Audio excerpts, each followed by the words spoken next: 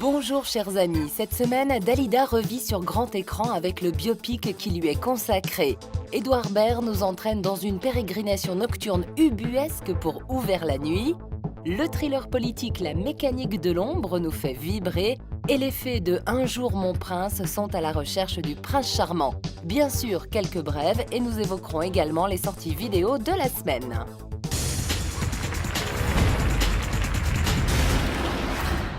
Dalida n'est pas n'importe quelle femme. Mademoiselle Dalida! Monsieur Barclay va vous recevoir. Nous souhaitons vous proposer un contrat. J'ai eu qu'une obsession, c'est qu'elle devienne la meilleure. Le cinéma s'intéresse régulièrement aux vedettes de la chanson de nos décennies précédentes. C'est assurément un bon filon, même si le très réussi Clo-Clo n'avait pas atteint le firmament de ses objectifs. C'est aujourd'hui le destin de l'égyptienne qui a régné sur la variété française des années 60 à 80, qui est ressuscitée sur grand écran par la cinéaste Lisa Azuelos. En fait, moi, j'ai été très claire dès le début. Je me suis dit, si j'ai pas la bonne actrice, je fais pas le film.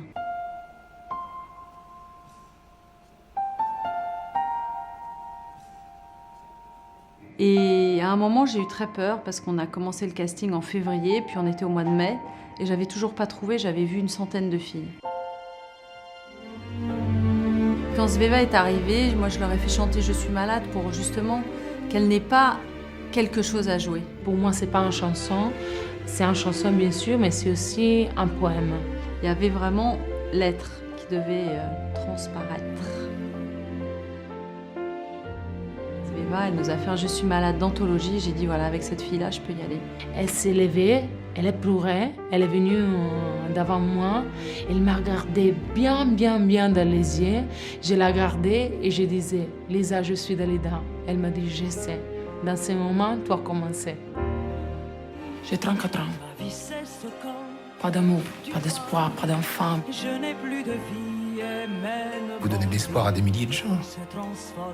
Et moi, qui m'en donne.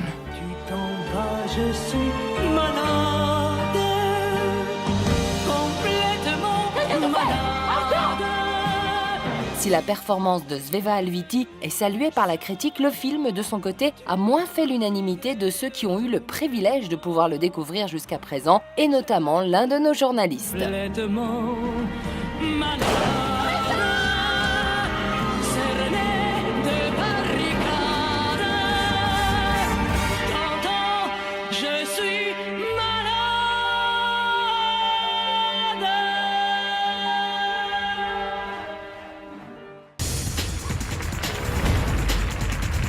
Il suffit qu'il y ait 2 mois de salaire en retard pour que tout le monde soit de mauvaise humeur? Bah ouais. Est-ce que l'un d'entre vous peut me dire là, dans les yeux, qu'il a déjà commencé un spectacle ici, sans avoir été payé jusqu'au dernier centime?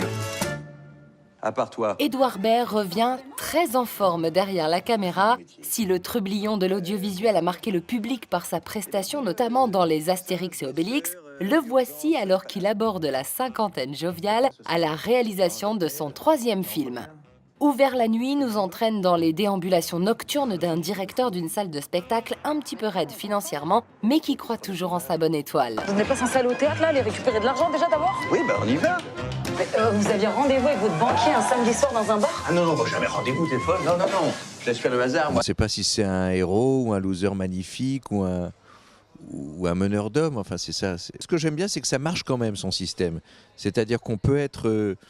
On peut être un peu excentrique, on peut être distrait, on peut être naïf, on peut être manipulateur, on peut être fantaisiste, on peut être bordélique, et que ça marche autant qu'un homme en gris qui serait très précis sur le marketing et le cynisme. On en est où des réservations? Oh bah alors là, impossible d'avoir un chiffre précis, hein. Je t'avais dit de pas engager. Luigi a besoin d'argent pour continuer à faire vivre son théâtre la veille d'une première cruciale. Et pour cela, il doit aller frapper à la porte de sa financière. C'est un collage de personnages que j'ai croisés, que j'ai admirés, peut-être plus en sortant dans les cafés ou des gens dont j'ai entendu parler, un mélange d'un grand patron de journal qui s'appelait Jean-François Bizot, d'un producteur de cinéma qui s'appelle Jean-Pierre Assam, d'autres gens moins connus, des gens que je croisais, je me disais si ces gens-là arrive à s'en sortir, c'est que tout n'est pas foutu, quoi. Si c'est pas uniquement les gens froids, cyniques qui mènent le monde, voilà, j'aime bien quand l'imprévu gagne aussi. Il est où, Luigi? Il est où, Luigi? Pas vu. Il est toujours pas apparu, Luigi, là. Mais il est apparu d'où? Tu sais où il est? Ne m'agresse pas. Mais je vous agresse pas, je vous parle normalement. Si, là, tu es très Non, agressif. je vous parle normalement. Je te dis que ton ton normal est déjà très agressif. Par là. Aux côtés de ce Luigi, deux filles, l'une qui le connaît plutôt bien, son assistante dans ce théâtre campé par Audrey Tautou, et une autre qui ne le connaît pas, Sabrina Ouazani à l'image. C'est à la fois des actrices et des personnages très féminins, mais avec beaucoup d'autorité. Moi, j'aime bien l'idée qu'on garde autant de grâce et de féminité sans être un personnage fragile ou faible.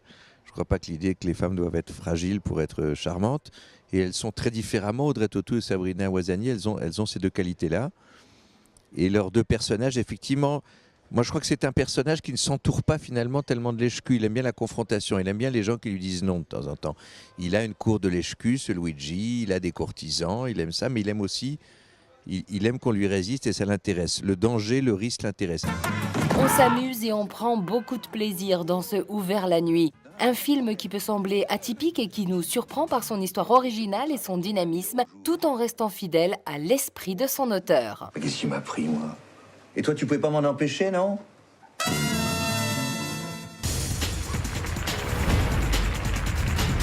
J'arrive pas à dormir. J'ai comme l'impression d'avoir un poids en permanence dans le ventre. Responsable financier dans une société, Duval connaît un burn-out. Il faut que je trouve quelque chose qui m'occupe la tête et les mains toute la journée comme tout le monde. C'est alors qu'un discret et mystérieux personnage l'approche pour lui proposer du travail. Un job particulier consistant à frapper à la machine des retranscriptions d'enregistrements audio. Très rapidement, Duval constate que les échanges qu'il transcrit ont une valeur humaine et politique. Ils vous ont dit aussi ce qu'ils cachent à la presse et au peuple français.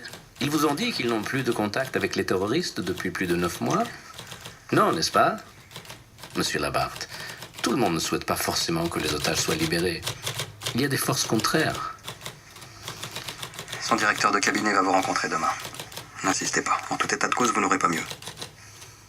Je veux que mon avocat soit présent. C'est une idée générale, à savoir de faire un film d'espionnage, un film un thriller politique, un film de suspense, mais en prenant un personnage principal qui voit tout par le bout de la lorgnette, qui voit tout par une vision très étroite et une vision très très parcellaire de l'information dans un univers opaque. Ça, c'était un peu le projet général, on va dire l'idée générale du film, avec ce dispositif de départ d'un homme qui va tous les jours travailler pour une organisation dont il ne connaît pas la finalité, mais dont il ne cherche d'ailleurs pas à la connaître, et qui va tous les jours faire ce travail que j'ai trouvé être dans mon imagination, le travail le plus en bas de l'échelle d'un réseau un peu occulte, d'un réseau un peu d'espionnage politique, à savoir retranscrire des écoutes téléphoniques illégales sur une machine à écrire. Allô? Allô? Dans un univers très sombre et singulier, le cinéaste nous entraîne avec talent pour son premier film dans une enquête que Duval, alias François Cluzet, que vous aurez reconnu, va être amené à en dérouler le film malgré lui et au péril de sa vie. Clément, il choisit bien ses hommes, tu sais. Si t'as choisi, c'est que t'es fait pour ce boulot. Je sais rien de toi. Je sais même pas ce que tu fais comme job. Parce que c'est pas intéressant. Pour qui travaillez-vous, monsieur Duval? Qui sont les gens que vous avez mis sur écoute? Je pensais que tout ça pouvait être un piège.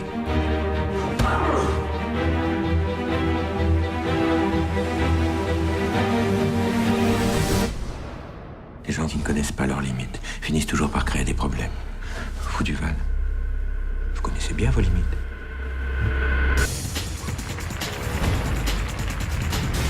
Mes chers fées, je vous ai convoqués car l'heure est grave. Dans 5 jours, notre belle au bois dormant aura dormi 100 ans. Si aucun prince ne vient la réveiller, elle disparaîtra. Blondine et Mélusine, vous allez aller chercher ce prince à Paris, ville des amoureux. Mince, la Belle au bois dormant est menacée. Cela fait presque 100 ans déjà qu'elle est plongée dans son profond sommeil et si rien n'est fait rapidement, ça en est fini. Aussi, à tenter le tout pour le tout, deux fées sont propulsées chez nous, espérant dénicher le prince charmant, le seul qui saura la délivrer du sortilège. Regarde, il y en a 2 là. Puis lui là. Mon Dieu, ça va être tellement facile. Beau, évidemment. Courageux. Savez-vous monter à cheval? Oui. Pourquoi? Un sportif intelligent. Un sportif intelligent. La quête de l'être aimé, oui, ça me questionne, comme tout le monde, je pense.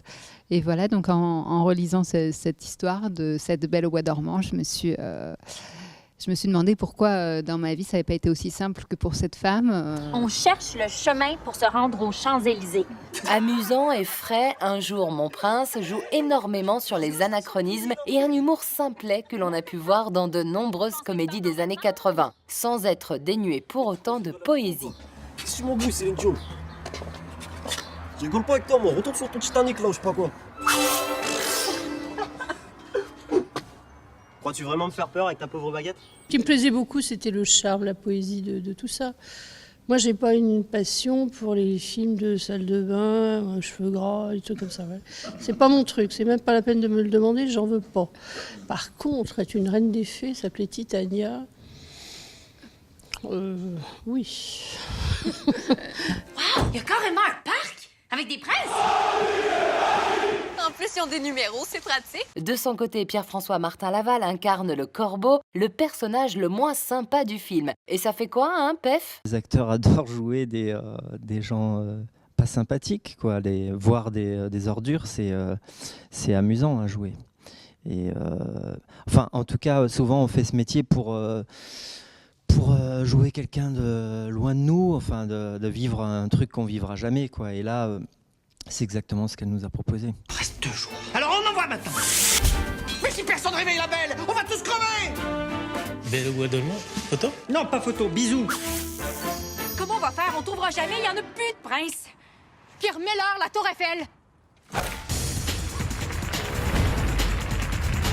La Fox revient sur l'histoire incroyable de Nat Turner, un esclave et prédicateur cultivé et très écouté qui mettra en œuvre un plan permettant de conduire les siens vers la liberté. Un traitement un peu trop partisan et appuyé qui nuise à l'œuvre. Petit film sympathique sur l'adolescence, Jamais contente nous entraîne dans le quotidien d'Aurore, adapté d'un best-seller signé Marie de Pléchin, dans lequel notre héroïne déteste tout, parents, profs et même sa meilleure copine. Étonnant, non? L'avantage quand on redouble, c'est qu'on sait déjà que ça va mal se passer. Hollywood et le cinéma chinois s'allient en force pour cette grande muraille et pour produire du très grand spectacle, même s'il s'agit du film le plus cher tourné en Chine jusqu'à présent, avec en vedette Matt Damon et Jin Tiang, que vous connaissiez moins, mais qui est une star colossale dans son pays. Un petit peu plus au nord, partons pour la République soviétique de Staline pour découvrir ce divan de Staline, dans lequel Gérard Depardieu, à la demande de Fanny Ardant, réalisatrice de ce film, campe le redouté Joseph Staline.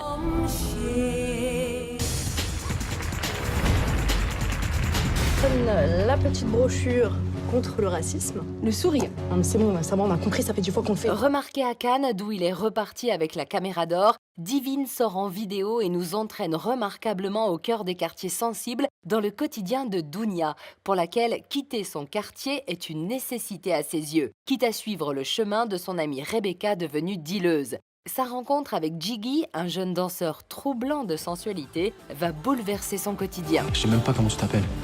Ouais, c'est con. Nous venons d'arriver à Chypre. Alors je vais vous briefer un peu. Au programme de ce SAS, sport, relaxation et débriefing collectif. Voici un thriller psychologique très intéressant et passionnant disponible en vidéo qui nous plonge dans la décompression dorée au cœur d'un hôtel de luxe de 2 jeunes femmes militaires qui reviennent du conflit afghan. Une violence difficile à libérer, traitée avec finesse par les 2 co-réalisatrices, les sœurs Coulin, que nous avions eu plaisir de recevoir dans cette même émission lors de la sortie en salle du film. Allez, on se retrouve la semaine prochaine avec encore tout plein de sorties dans vos cinémas et notamment la comédie Il a déjà tes yeux, mais aussi le blockbuster XXX Reactivated et sur la corniche Kennedy de Marseille. Vous savez, moi je crois pas qu'il y ait de bonnes ou de mauvaises situations. Moi, si je devais résumer ma vie aujourd'hui avec vous, je dirais que c'est d'abord les rencontres. Je n'ai pas le ton de son interprète, c'est Edouard Baird dans le rôle d'Otis qui nous avait gratifié de ce magnifique monologue dans Astérix et Obélix Mission Cléopâtre.